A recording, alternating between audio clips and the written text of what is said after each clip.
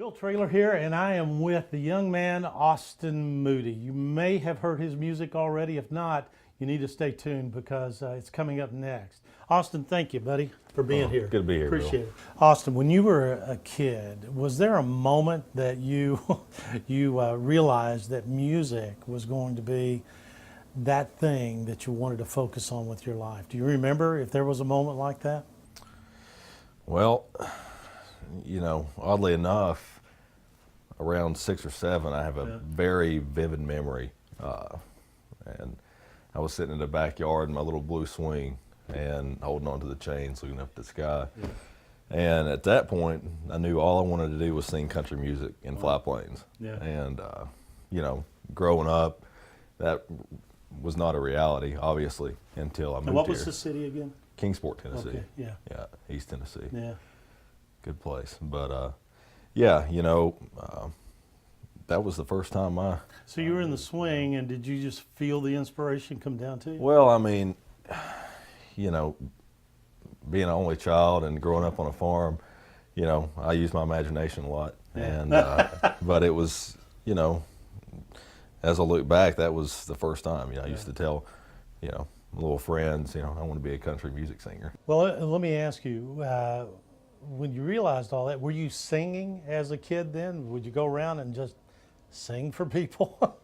Yeah, you know, I had a passion to want to play the banjo when I was around 6, and finally my parents bought me one a couple of years later, and they had to go through the torture of me practicing the next 5 years. But I started playing professionally in a gospel quartet when I was 14. From Kingsport? Yep.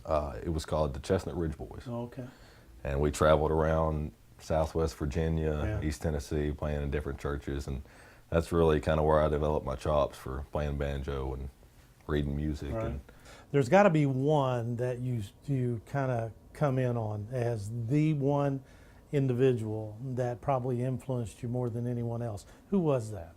Donna Williams. Oh, really? Yes. No kidding. Yeah, I listened to Don ever since what a great I could hear, you know, and writer, singer, you know, I just love how he could translate a song, you know, and he was way ahead of his time. He was, you know. I agree. So I think if we were to meet today, we'd be best friends. You know?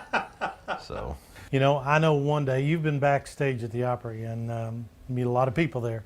I know one day we're going to see you on the stage of the Opry. That's always been a dream of mine, you know, and to step out there. One day soon we're going to see you on the stage of the Opry, and that's going to be pretty awesome. Yeah. You know, it's a thrill for us here at Cheyenne Country to be able to have you on the program, because 2 years from now you're not going to take my call, but I got you today.